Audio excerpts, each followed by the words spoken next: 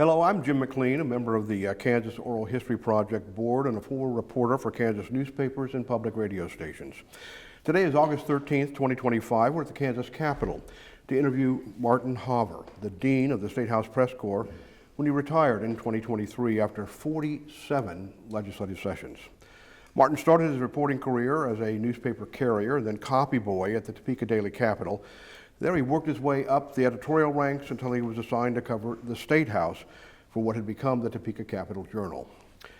In the spring of 1993, Martin left the newspaper. We'll talk about that later. He and his wife Vickie took a bold step, starting their own publication. The groundbreaking Hawver's Capital Report. It covered the legislature like it had never been covered before. It was packed with insider stuff, from analysis of the big stories to the minutia of Kansas politics. As always, today our volunteer videographer is former Kansas Representative Dave Heineman. This interview is part of the Kansas Oral History Project's series exploring contributions of reporters, editors, and press secretaries, and others who inform the public about state policymaking. The Kansas Oral History Project is a nonprofit corporation that collects and preserves oral histories of Kansans. The project is supported by donations from generous individuals and occasional grants. With that, Martin, welcome. Thanks for being here. Appreciate it. Sure. Let's start by talking about your ascension from newspaper carrier to copyboy to editor to Statehouse reporter. How did that happen?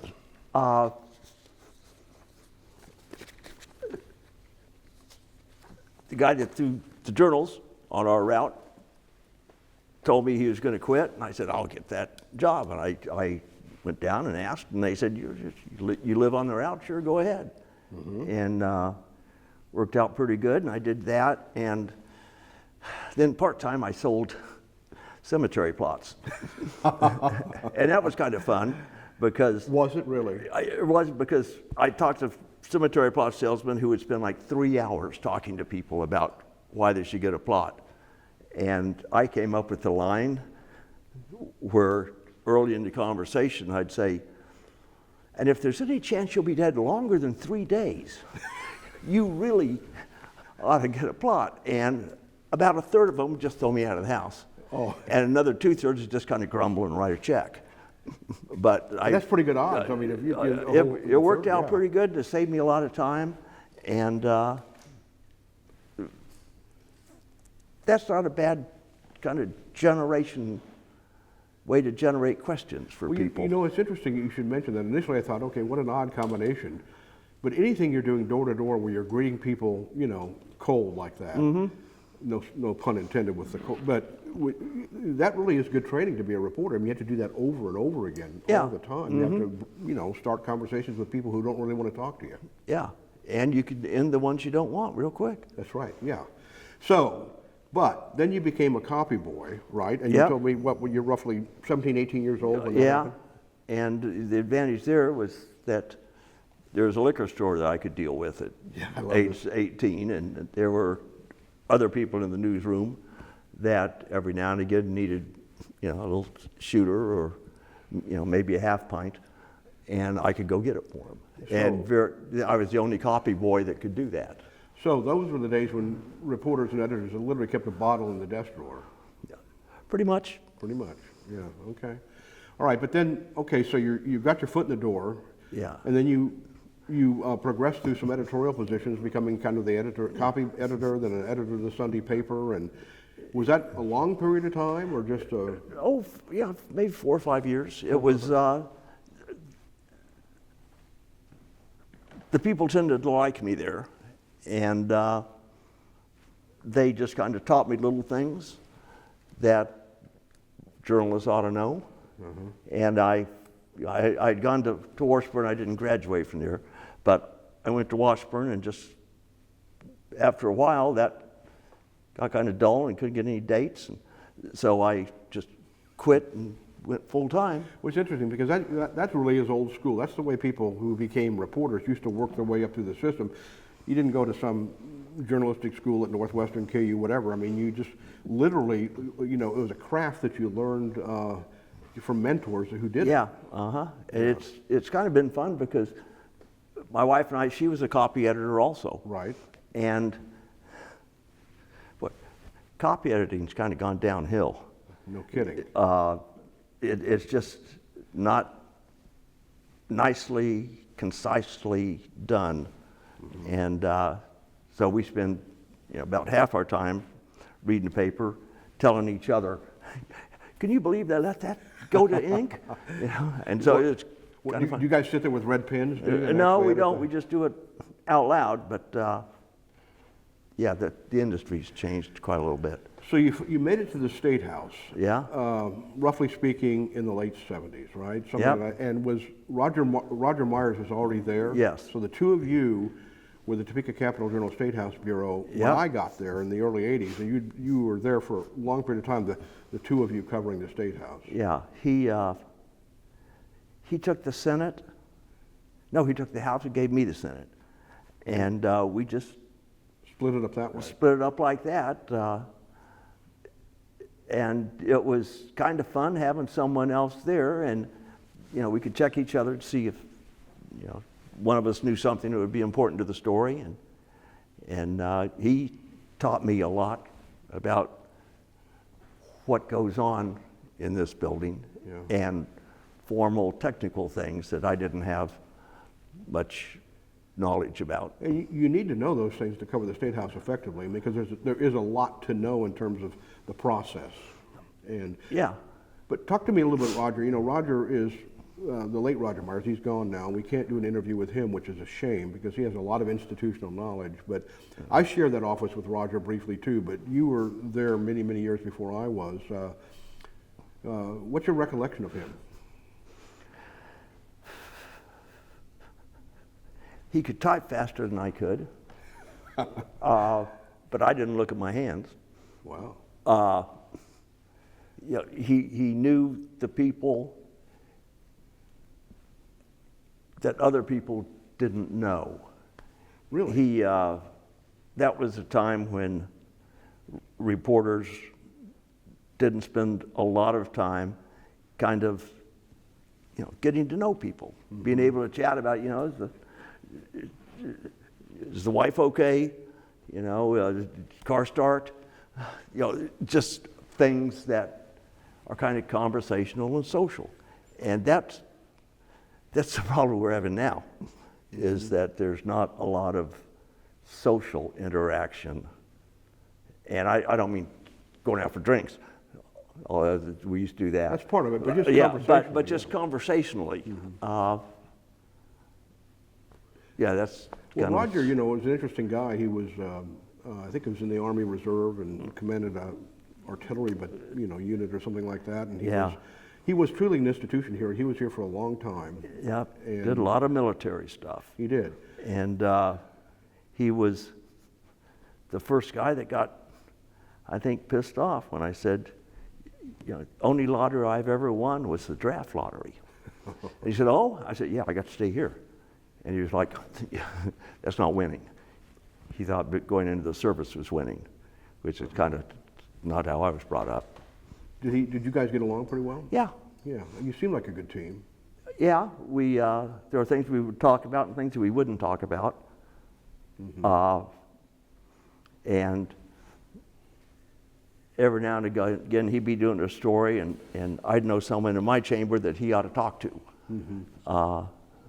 And so we could kind of blend things together. And it was kind of fun, and it was indoor work.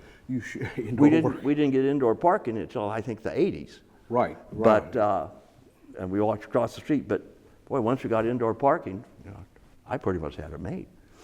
And you shared an office that on the first floor of the Capitol with the Harris News Service was in with you guys, you and Roger, and the Harris News Service. Yeah. Yeah. Who was there then? Was it Leroy or Cindy Schwartz, or who was? Do you remember? I remember Leroy.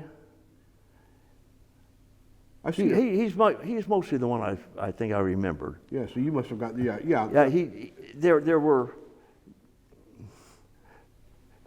attractive young women they brought in, but they didn't stay long in the Statehouse. Oh, they go to another job with the company or to another company. But this was, at that time, not a very good place for women to work. Yeah.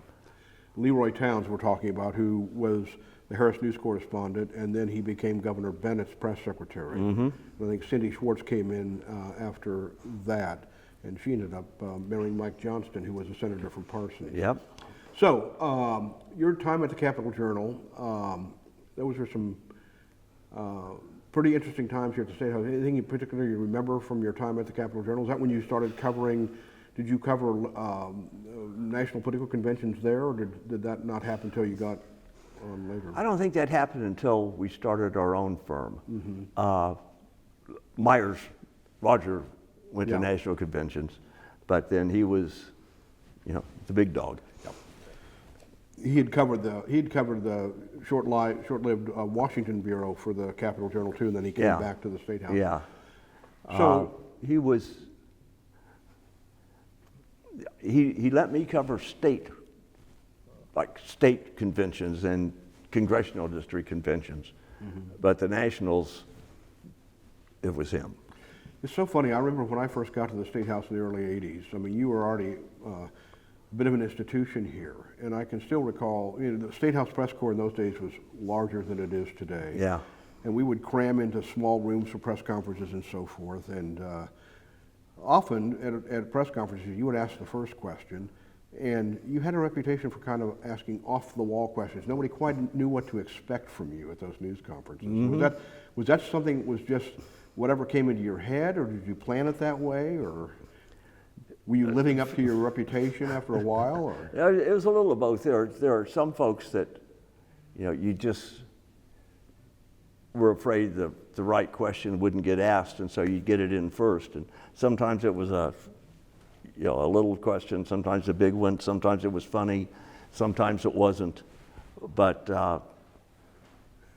it kept the people that heard about those press conferences, it used to draw just legislators who'd come to see what we did to folks.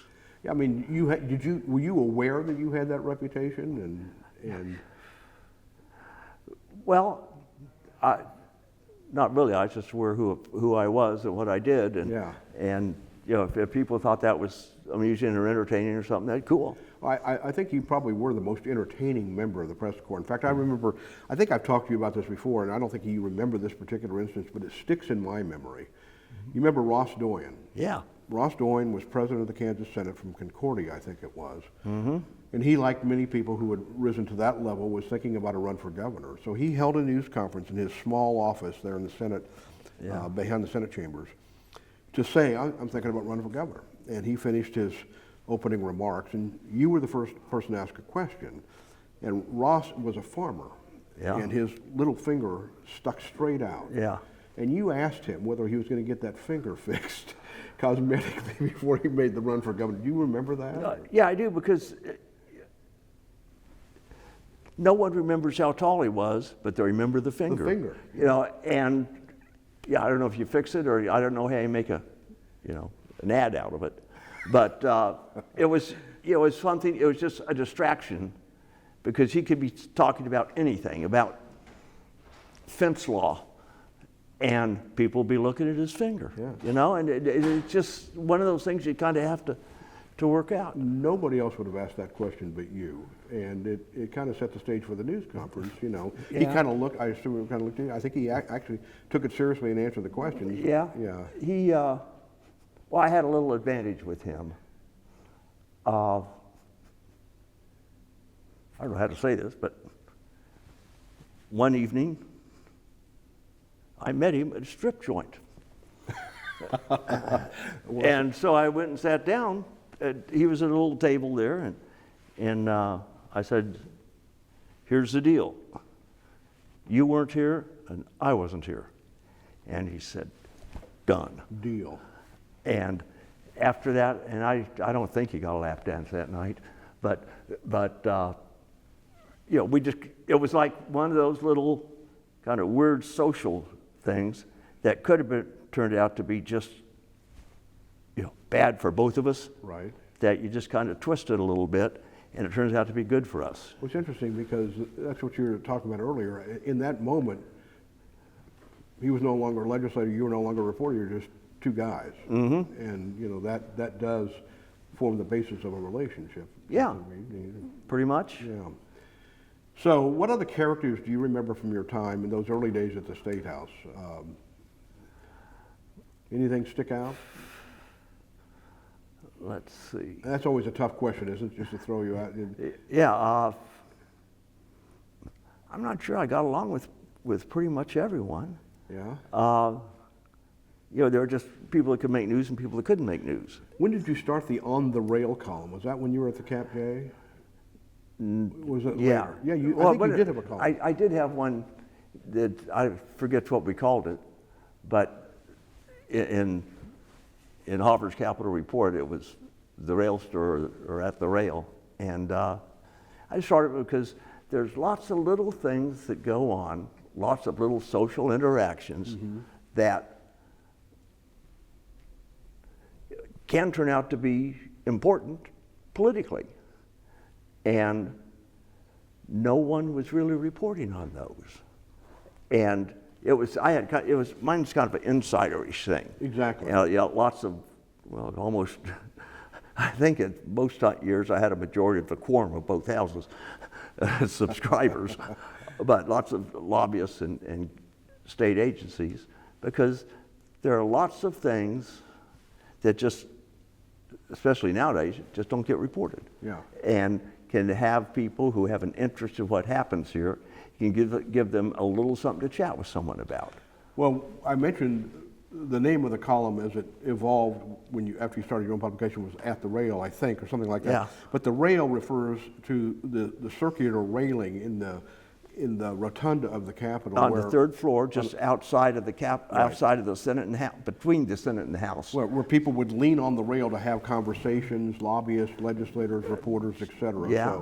So, That was kind of, well, I can't remember. I don't know if people could smoke in there at the rail. Maybe they could. I can't remember. Well, I don't think you could. Not by the time I got here. But well, by that time I quit smoking.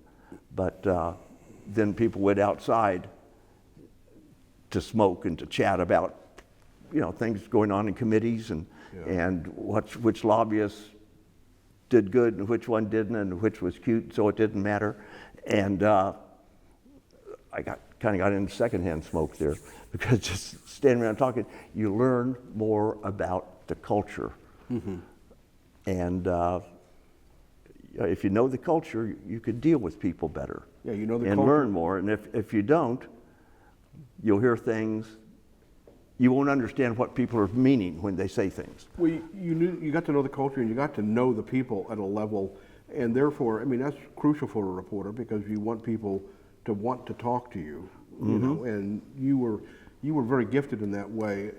It's funny because this kind of leads us into the next evolutionary milestone in your career, because in the 1990s you left the newspaper to start your own publication, you and Vickie, your wife, former copy editor, who then was kind of the business manager of the enterprise. But you were telling me before we started rolling the cameras about why you left the paper. I think that's interesting. I mean, you recall? I mean, it was a relatively minor event, but you kind of put your foot down. Yeah. The editor and his wife thought that Governor Finney wore skirts that were too short. And she had good legs. But, they wanted me to make fun of her for that. I just said, I won't do it. And they kept saying, you really need to do this. And I told them, if I make fun of her legs, what are people going to think about my judgment on everything else? So I'm not going to wreck my judgment on things by doing something silly like this. And they said, you really have to. And I just said, well, I quit. Was that just an impulse decision on your part? Or did it play out over a couple of days or something? No, it was pretty much an impulse. At some point, everyone has something they won't do. Whether it's, making... Well, not everyone, but people who have standards. Yeah, I guess.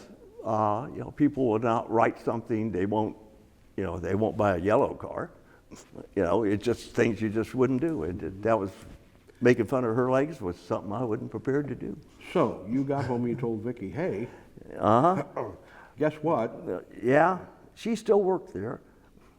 And no, she had quit by then. I think she and had, started her own publication. Yeah, for about a year she was kind of doing some private work for clients and so on. And publishing Capital Health, because she had been a health reporter for the health editor for the Capital-Journal and knew all the people and knew that there was information people weren't getting. And so she started that, and it was doing good. And then when I went home and said, yeah, I'm out of work, she said, well, let's try this. And we tried it, and she assembled it and did all the business stuff. And that's one of these reasons I always tell people, you know, I couldn't have married better, but there's talk she could have done a little better. But she kind of took care of that. We got it started, and then it took off pretty well because it was for a specific community of people who needed to know things that they'd never learned by subscribing to a newspaper. In my introduction, I called it groundbreaking because there are lots of publications like that now. Oh, yeah. When you started Hawver's Capital Report, it was a subscription-only publication that really was pretty groundbreaking. I remember very well when you started it. And did you know initially, or was Vickie confident, were you confident that there was really a market for that? Were you pretty much banking on success? Did you think it would really take off? I thought it would work. It seemed to me like it had a good chance, it had a good audience of people who needed to know more than they were learning from the regular newspapers, and by someone who knew what they were doing. You know, now there's all kinds of things popping up, and lots of them are done by very smart people, but it's just, where there's different approaches you have. Like we all went to high school with girls that we thought were cool, but we'd never ask them for a date. Because they were too cool? Either too cool or not cool enough. But there were lots of people that would, you'd think, and you just wouldn't. So we aimed for a market of people who wanted to know what was happening at the State House. They wanted more kind of background information delivered short, briefly. They wanted to know where things were leaning. They also wanted to know enough about insider-ish stuff that they could come here to lobby or just hang out and be able to communicate with things. Because I used to get quoted a lot. People would use stuff that I had put out to start conversations with other people. And sometimes that's all you need, is just a reason to start a conversation. And if it's like you tell them something that's kind of funny or something, you can kind of start that conversation. And it really was must reading for, as you pointed out, I've always often referred to the State House as kind of its own little town. I mean, it has all the components of a small community. It has, a variety of different kinds of people. You certainly, everybody shares, it's kind of like a company town. Everybody shares an interest in what's going on here, whether you're a lobbyist, a legislator, an observer, just somebody who wants to influence public policy and showing, people like from the League of Women Voters, et cetera, et cetera. So you had a ready-made audience, and you knew it was sizable enough that if you charged a certain amount of money for subscriptions, you could make a go of it. Yeah, and I think Vickie also didn't want me hanging out at the house all day. And I used a lot of adjectives there. I always just think, once you come into this building, it's just a different culture.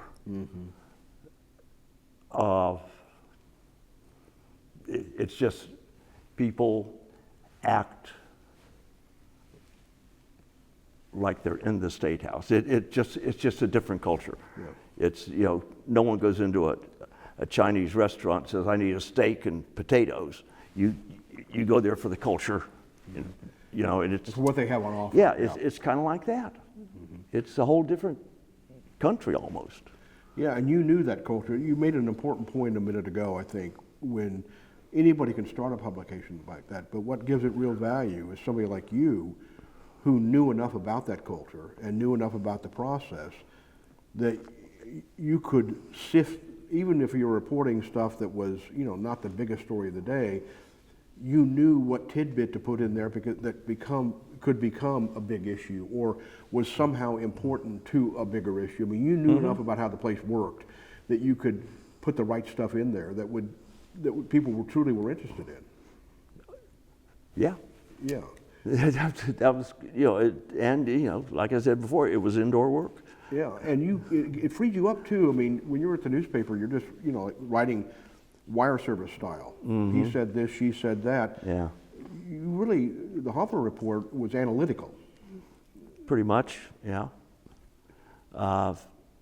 Maybe because I can't remember how many press conferences I sat through where there was absolutely no news made. And I would not report if there's no news made.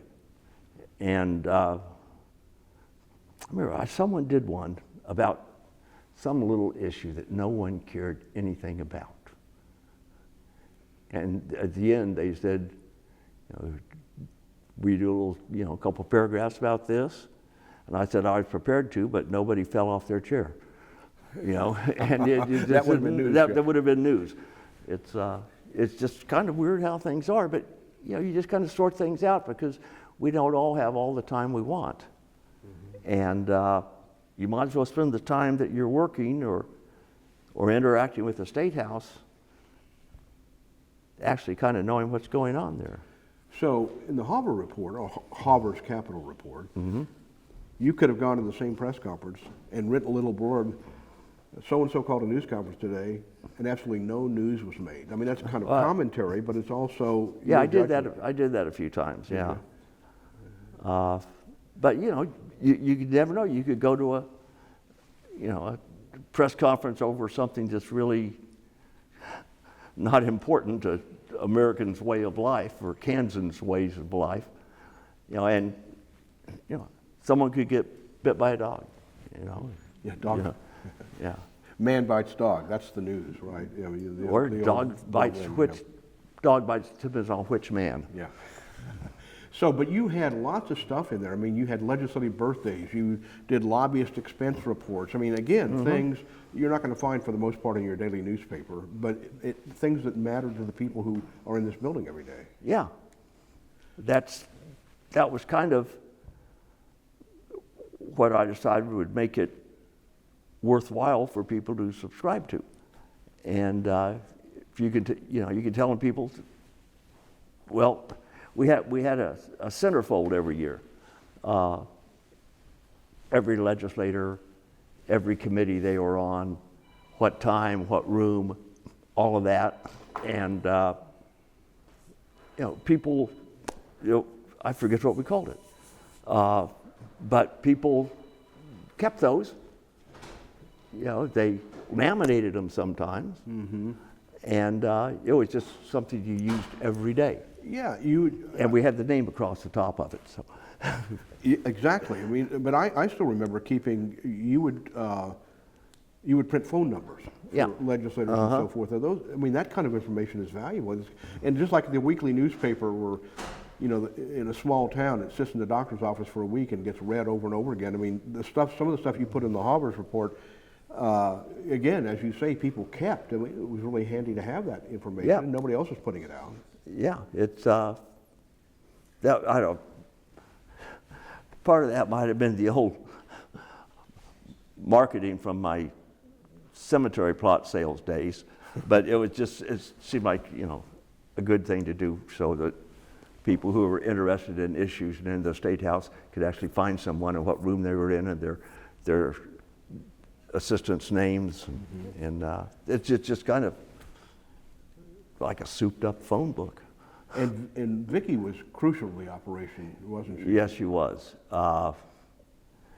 She would say, we need on issues, she'd say, no one's making much of a deal out of it, but this would be important to some people. And here's the people it would be important to, so I'd go out and do a story about it. She had a good feel, well, partly from growing up at the newspaper and from dealing with a specific group of people with health issues and health concerns and health industry concerns. She managed to, transfuse that into me to get for the legislative stuff, what people think is interesting, what they ought to know, what they wish they know, what they hope other people don't know and they don't. It's just kind of taking care of people. It's like you specialize. Like, I don't know, am I the only people that gets emails from Ukrainian women? Maybe not, but I get them, and I don't know any Ukrainian women, but you just market to people. So you were certainly the face of Hawver's Capital, possessing Hawver's Capital Report, but I don't think I have ever had any real appreciation for how much teamwork went. I know she handled the editing of it and the business end of it, but so there was daily collaboration about what should be covered and what didn't need to be covered, etc. I mean, she was kind of a managing editor in some respects. Yeah, I mean, there was not quite daily. There was morning and after lunch.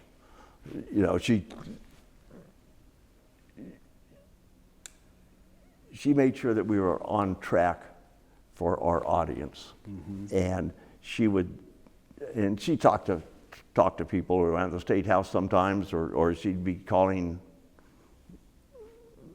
folks and just kind of ask them what's up, what's hot, and then she'd tell me, and basically because I didn't want to have to go to sleep with the catcher's mask on, I'd do it. That's what I meant. Just the way you phrase things. You were the catcher's mask, but you made I'm not going to ask you to get into numbers or anything here, but you guys, I remember being intrigued by this when I was just watching it all happen. You guys made a pretty good living out of this. We did. We made a nice living. It's I don't know, she was in charge of all the money stuff, but I always had all the money I needed.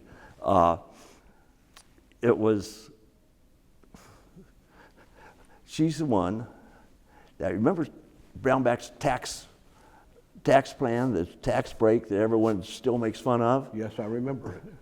She told me that idiot plan that she didn't care for made us $7,000 a year.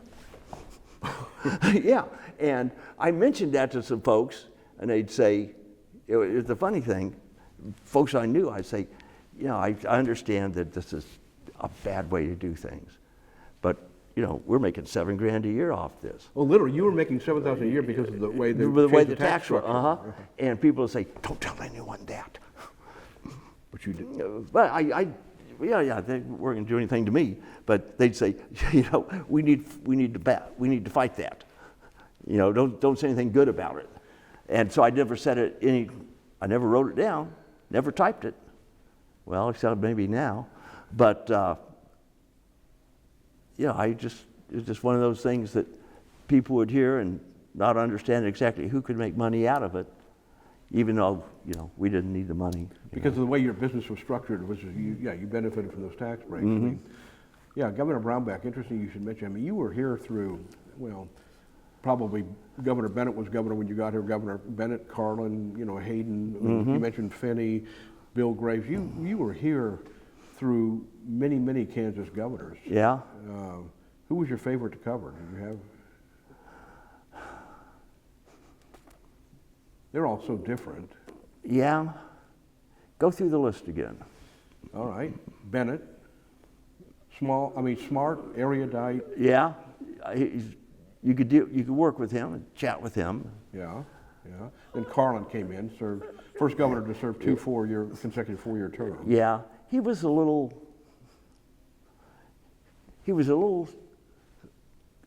cautious about everything he said, which, you know, I'd rather people just kind of talk loose because they make better quotes. But he was, you know, it's like he said it inside before he'd say it outside. And he was fun. I like Finney. You know, most of the governors who get here at least understood how government works, which is a little different than how it is now nationally. But, you know, knew how do you say this? They didn't mess with things that weren't broken. If some agency was working okay, they might have a little policy rumble here or there, but they didn't tend to gut agencies.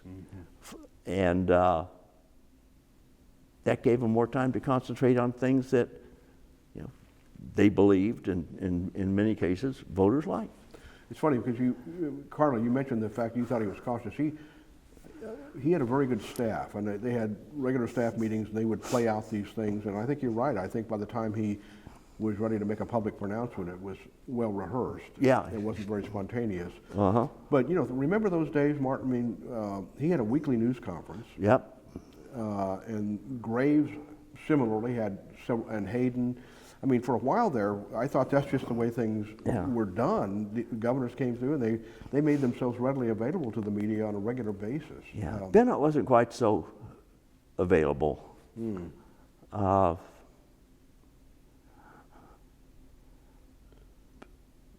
Anyway, that's certainly changed now. I mean, I can remember those news conferences. I discussed this earlier in earlier interviews, where, you know, as long as people had questions, the governor would sit there and answer them. And then later on, things changed, and the press secretary would step in and say one more question and cut everything off. You know, and things have evolved, I think, in the wrong direction ever since. I mean, what changes did you see? Well, I remember when that started happening, when they'd say, you know, one more question, and like 2, 3, 4 years ago, I was at press conferences, not just with governors, but with other people who, you know, 2 or 3 questions, you know, what they wanted to announce, and 2 or 3 questions took care of it. And people would just wind up asking questions that didn't yield any news. And kind of the tenor of the press has changed quite a bit over the last 10, 15 years. Lots of this, you know, people hold their phones up to people's faces and you know, that kind of stuff that doesn't really yield much in the way of news. And you know, you can't just report for clicks. You know, you need to tell people something they wouldn't know anyplace else, and then you sell them the clicks. Yeah, that's interesting. You can't just report for clicks. We were talking about digital media and particularly headlines. I mean, there are many headlines that I read that are compelling that I'll click on, and the body of the story doesn't support the headline at all. But they've gotten you to click, so therefore they've got, you know, the metric that they wanted. But it's interesting. Well, that's like the Capital-Journal. Yeah. Sometimes I'll have big headlines on a story that really doesn't amount to much, you know, and you don't know if it's because an ad fell through and they needed more space or what. But sometimes the judgment on what to report and what people need to know is kind of weird. Sometimes it sounds like someone in India is making the decisions on what goes on the front page of lots of newspapers. Right.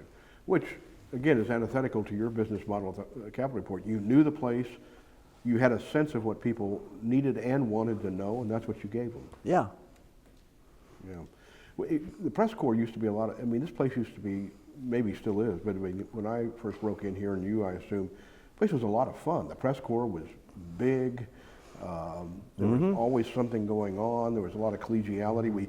The press corps played softball against the governor's office, the Secretary of State's office, the Attorney General's office. I mean, Yeah. it was really fun to be around this place. Yeah, the culture has changed. It has. The news culture has changed, and so has the culture of much of the government. Lots of people, well, there are members of the House and Senate who do something essentially just so they can get their picture someplace or get a quote made. Yeah, that doesn't really amount to anything. Do you, I hope you don't take offense at this term, but I always thought you were idiosyncratic in the sense that you stood out. I mean, you had the press corps, and there's some people who just kind of, played the role and didn't stand out so much, but you were always, as we talked about earlier, I mean, some people, I mean, you were entertaining at news conferences, you wrote in an entertaining style, and, I'll just give a case in point. I'm not wearing any socks today for the interview because that was part of your reputation, part of your shtick. I mean, you didn't wear socks. I mean, is there a particular reason? I mean, even when you're dressed up in a suit and tie sometimes. I just don't think they're necessary, and I have one pair in case I die and they want to put me on display for a minute. I can work. They put socks on me, but I just don't see any need in it. Just lots of people notice that. Yeah. You stood out. You were different. Oh, well, maybe that's it. Maybe that's what got me Vickie. I don't know. Who knows? Vickie, or that's what made the Hawver's Capital report so entertaining. Nobody quite knew, and then you actually turned that reputation. I mean, you also got a lot of speaking engagements around the state. Yeah. I mean, you were asked to be. That really picked up, didn't it, when you started the publication? Yes, it did.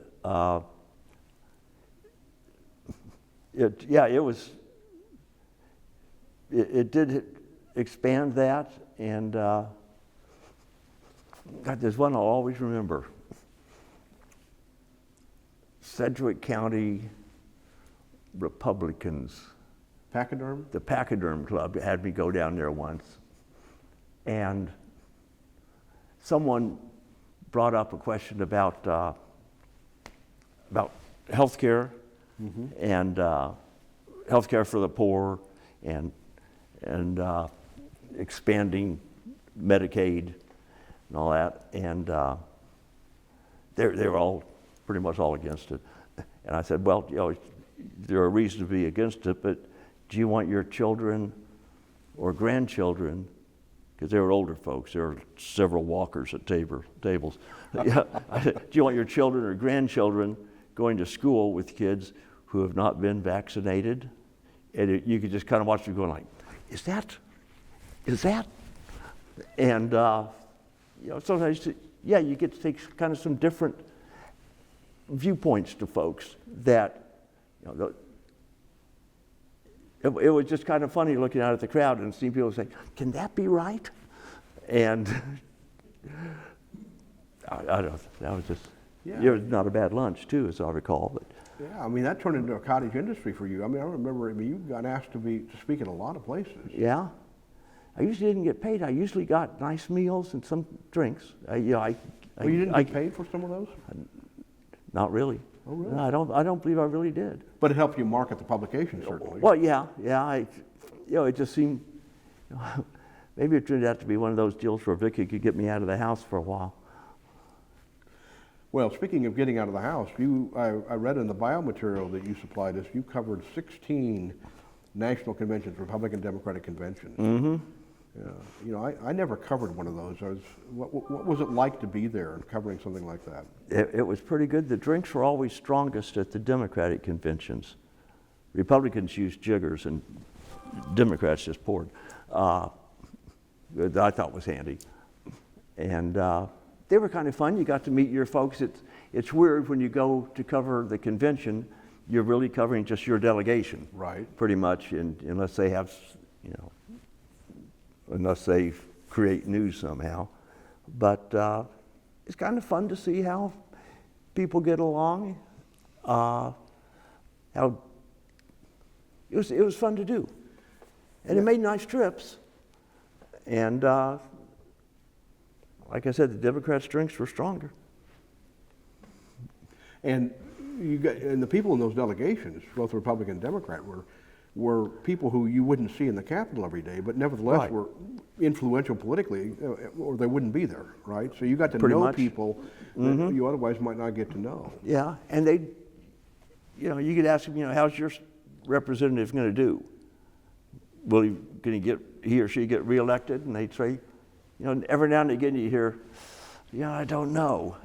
And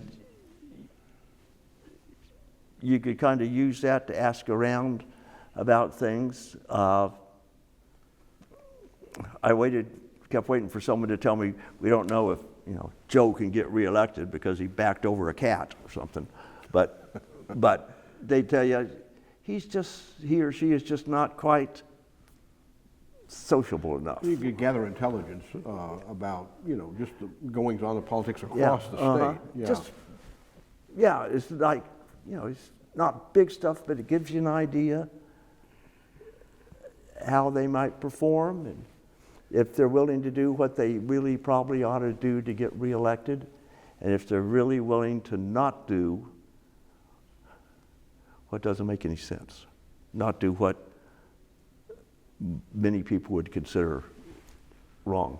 As you look back over your years, both at the Capital-Journal and then with your own publication, what stands out to you, if anything, from an issue standpoint? I mean, and we talked about how politics had changed. You mentioned the brown-back tax proposal and just various things that you had covered. I mean, there's been, the last 20 or 30 years have been pretty eventful in Kansas from a political standpoint. Yeah, we got liquor by the drink. Liquor by the drink, right. There's other things too, of course.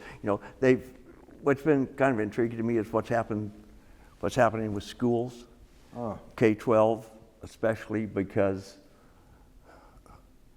how do you say this?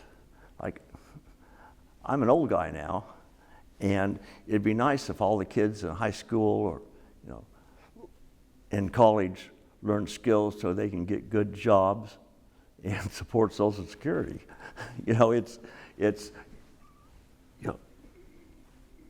You want to make sure that every generation that comes after you is smarter than you are. And lots of people really don't think about it that way. They think about, property taxes are up another few bucks or something.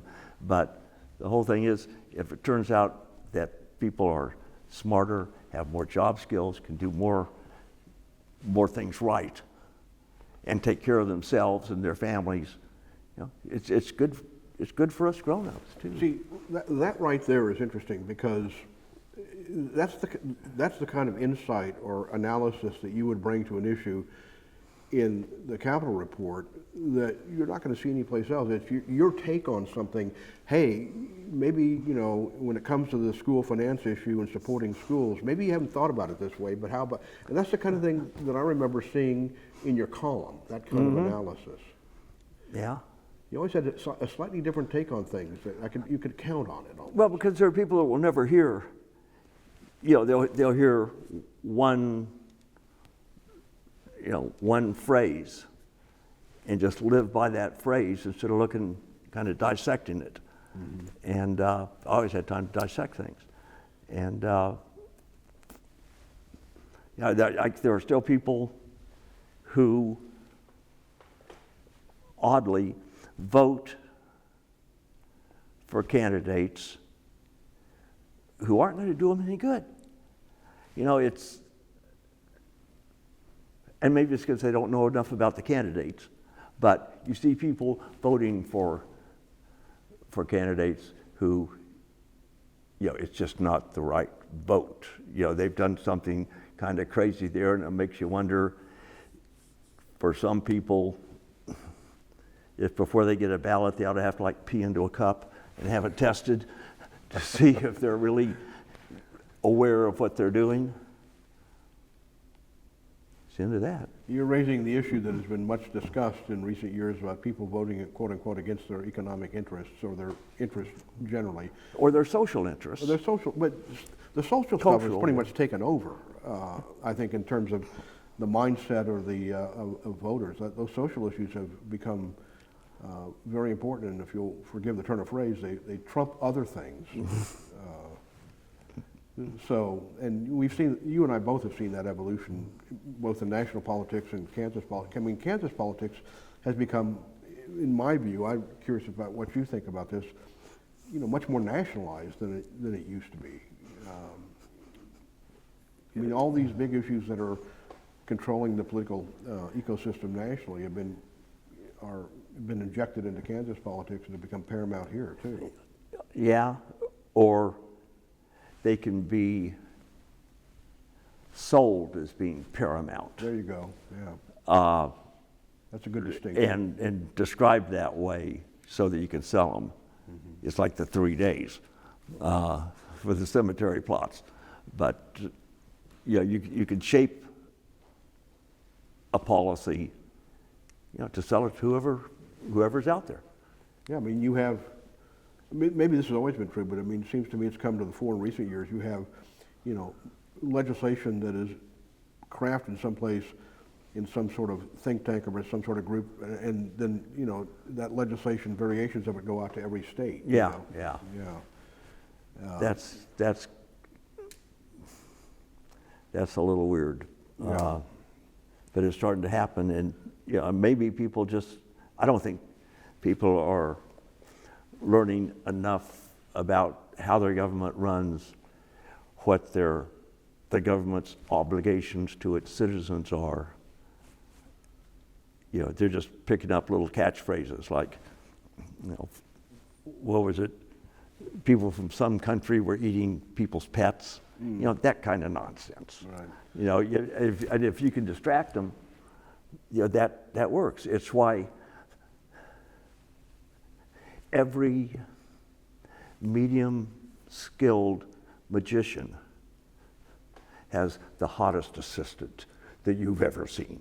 And she'll look so great you won't notice it. She's the distraction. She's the distraction, and you'll never notice that he can't do magic tricks. See, once again, a classic Hawver-esque insight into the way things are going at the Statehouse. Hey, what made you decide after 47 years it was time to retire?